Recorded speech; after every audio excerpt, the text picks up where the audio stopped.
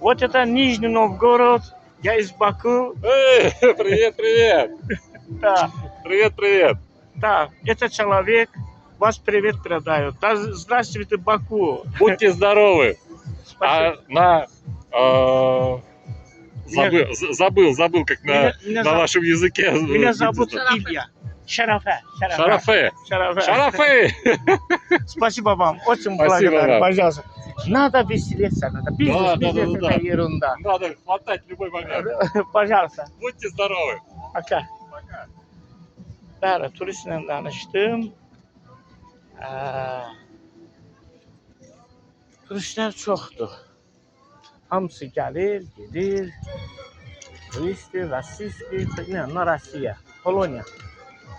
Belə işlər. Bax, bu da bizim Qaragədədir. Oturublar. Mən yavaş hazırlaşım.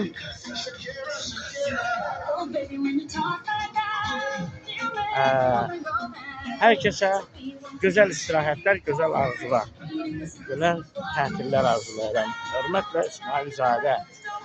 Gününüz xoş olsun sizin. Şən keçsin gözəl ömrünüz. Ürəyiniz şad, gözəl tətillər arzu edirəm. Şad olsun bütün gününüz. Xoş keçsin gözəl gününüz İsmailzadə.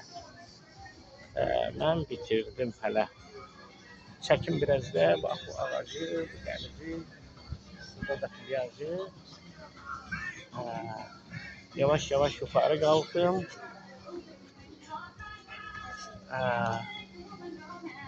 Yavaş yukarı kalktım. Böyle. Ben yavaş geldim. Çıktım. Barımın. Geceler buralarda olur. Kalkım Boğaz'ın da yanına.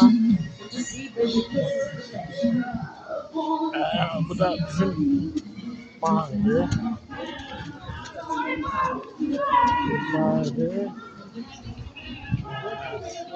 Şovuzun günahıdır.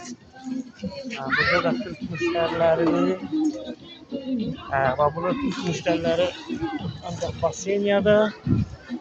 Xarici müşteriler, Ruslar da denizde. Bu bizim oteldir. Güzel oteller, her şeye gelir. Bak.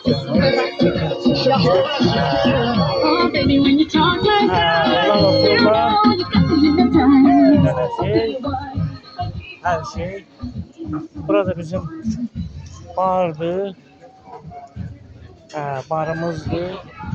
Güzel barlardı. Ben çekiliş yapardım. Herkese güzel istirahatler.